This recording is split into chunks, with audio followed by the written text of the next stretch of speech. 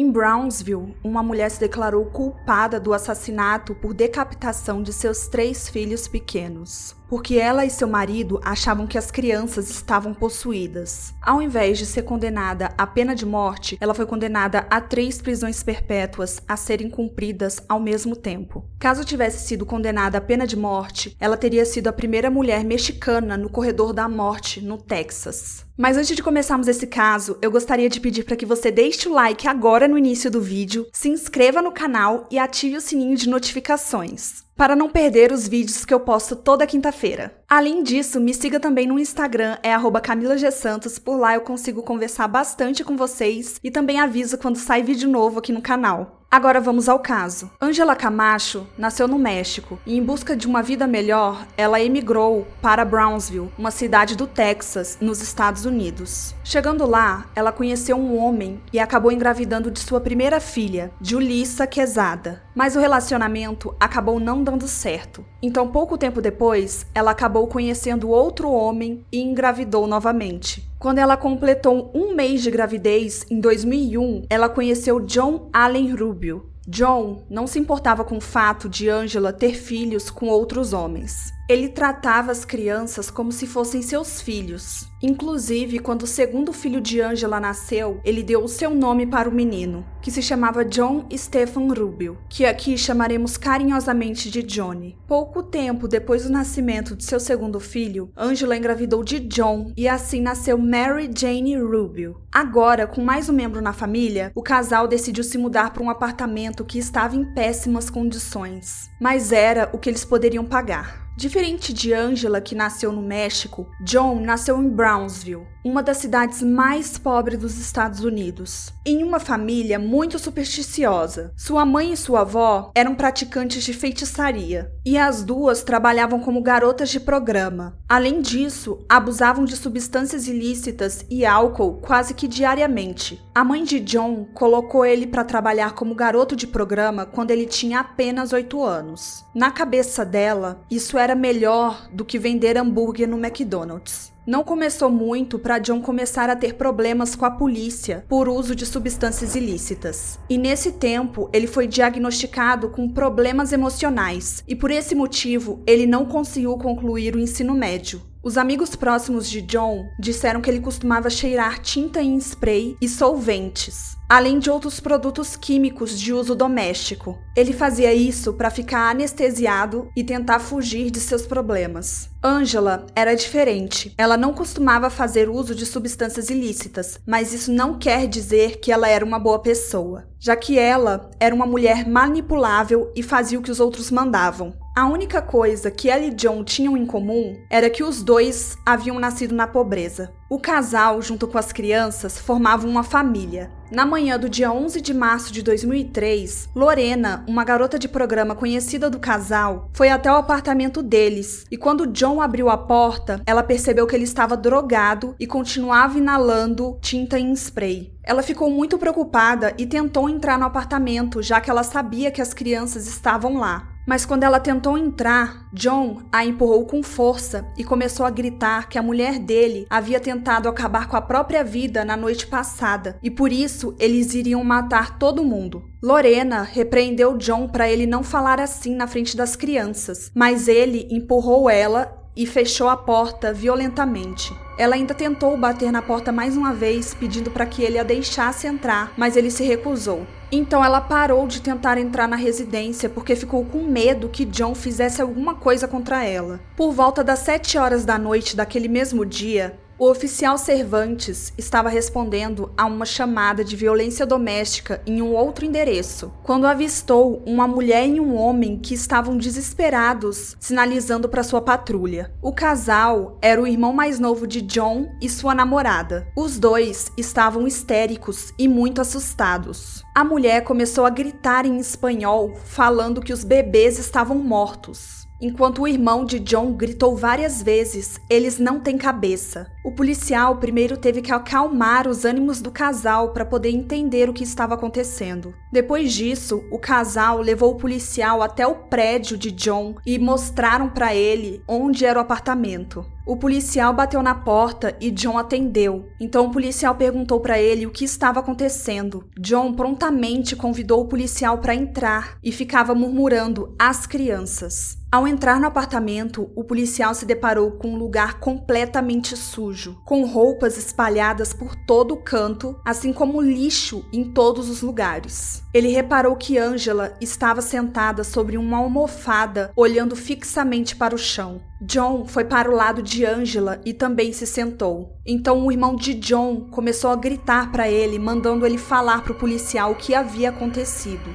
John olhou para o policial e falou: "As crianças estão no quarto dos fundos". O policial começou a abrir espaço entre o lixo e a bagunça para poder ter acesso ao quarto. Ao chegar no corredor, ele sentiu um forte cheiro de água sanitária. Quando ele olhou para o quarto, primeiro ele pensou estar vendo uma boneca sem roupa jogada na cama. Mas ao olhar atentamente, ele percebeu que se tratava do corpo de uma criança sem roupa e sem cabeça. Ele disse que só percebeu que era uma criança quando chegou perto e viu que tinha marcas irregulares no pescoço. Foi aí que a ficha dele caiu. O oficial entrou em choque e ligou para a central para contar sobre o assassinato e sobre a decapitação e pedir reforços com urgência. O policial voltou para a sala e gritou, perguntando o que estava acontecendo. John levantou calmamente, suspirou, juntou suas mãos e foi na direção do policial, pedindo para prendê-lo. O policial prendeu John e mandou todos saírem do apartamento. Quando os investigadores chegaram, eles ficaram chocados com o que viram. O chefe de polícia chegou a descrever a cena dizendo, abre aspas, eles viviam em condições muito precárias. Tinha roupas, lixo, todo tipo de coisa jogada por toda parte. Muito pobre, muito sujo.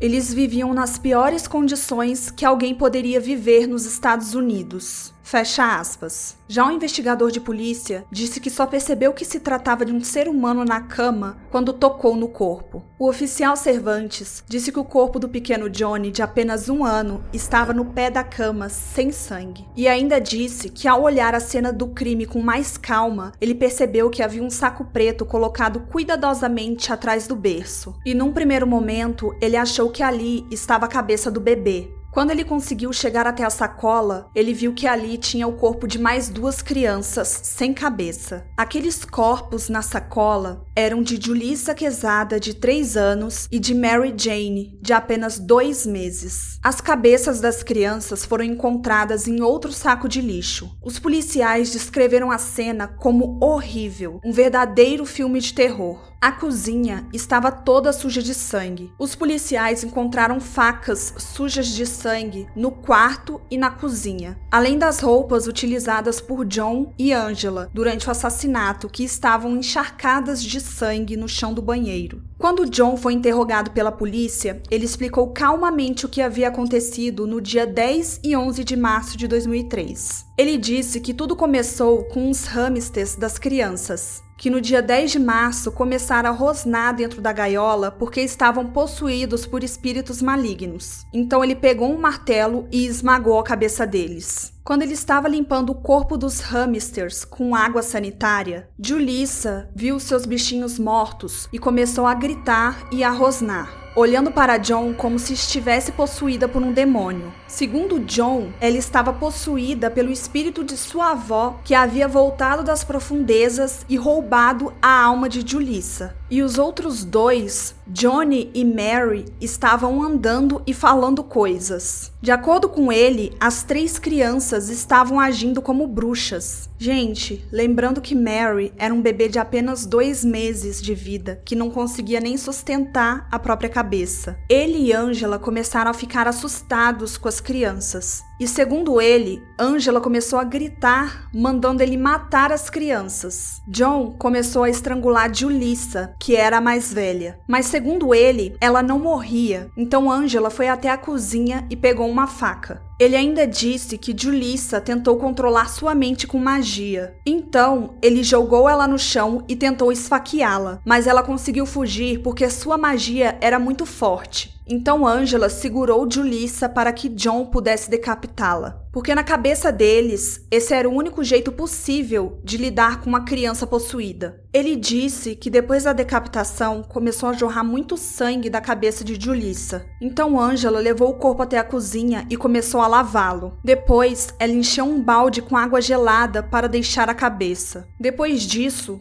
John foi atrás de Mary. Segundo ele, a bebê estava rosnando, espumando e cuspindo nele. Então, ele começou a sufocá-la, mas ela não morria. Mas segundo John, ela era tão poderosa que a única maneira de matá-la era arrancando a cabeça. Depois Angela levou o corpo para a cozinha e fez o mesmo processo de limpeza que havia feito com o corpo de Julissa. E por último, John foi atrás do pequeno Johnny. E de acordo com ele podia ver o mal naquela criança. Para John, Johnny era o mais forte dos três e era o próprio demônio. E ele ainda disse que Johnny estava lançando feitiço sobre ele e Angela. E como das outras duas vezes, Angela segurou o corpo da criança enquanto John tirava a cabeça. E depois Angela levou o corpo até a cozinha e fez todo o processo de limpeza. Após isso, o casal começou a limpar o excesso de sangue nas paredes e no chão. Angela colocou os corpos das duas meninas em um saco de lixo e escondeu atrás do berço. E colocou as 3 cabeças dentro de um outro saco e jogou embaixo da cama. Já cansados, os dois decidiram tomar um banho e chegaram à conclusão de que deveriam ter uma última relação sexual antes da prisão. A perícia mostrou que, além de decapitadas, as crianças foram esfaqueadas por todo o corpo. John disse que fez isso para salvar o mundo e que ele tem poderes sobrenaturais. Já o depoimento de Angela foi um pouco diferente. De acordo com ela, as crianças estavam com febre dias antes do assassinato. Inclusive, elas não estavam conseguindo comer direito.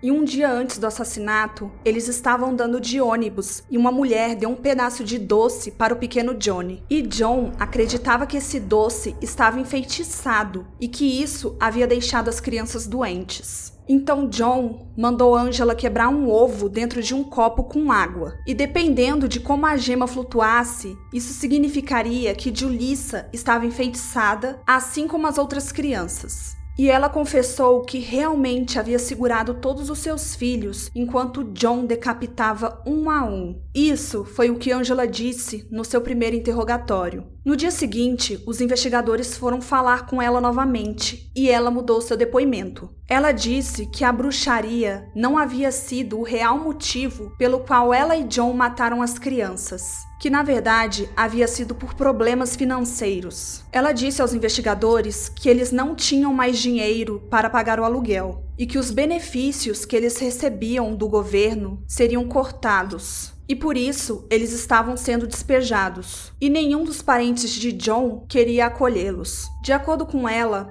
o casal conversou e decidiu que seria melhor matar as crianças do que deixá-las sofrendo. Mas além de matá-las, John tinha vontade de decapitá-las. O plano do casal era matar as crianças, enterrá-las e fugir para o México para começar uma nova vida. John e Angela foram acusados de 3 crimes de homicídios, tornando-os elegíveis para a pena de morte. O casal foi julgado separadamente. Angela confessou ser culpada pelos assassinatos de seus 3 filhos e por esse motivo ela escapou da pena de morte e foi sentenciada a 3 prisões perpétuas simultâneas, sendo elegível à liberdade condicional após 40 anos. Caso consiga a liberdade condicional, ela será deportada imediatamente para o México, mas ela já deixou claro que prefere continuar presa nos Estados Unidos. John não quis confessar os crimes e preferiu ir a julgamento, alegando ser inocente por motivo de insanidade mental. Os advogados alegaram que ele estava sob o efeito de várias substâncias ilícitas e por esse motivo ele não sabia a gravidade do que estava fazendo. John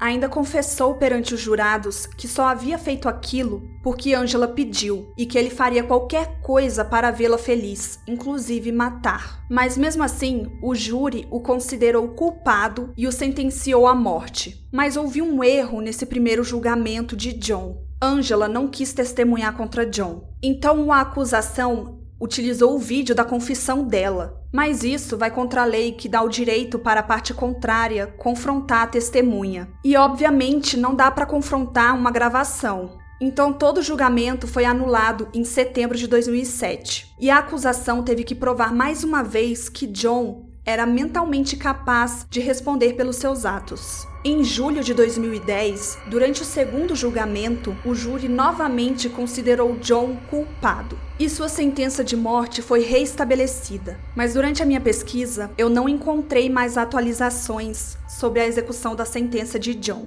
O que John e Angela fizeram com as crianças foi a mais pura crueldade. E 3 crianças indefesas sofreram nas mãos de 2 monstros. Eu encerro o vídeo de hoje por aqui e aguardo vocês nos comentários. Até o próximo vídeo. Tchau!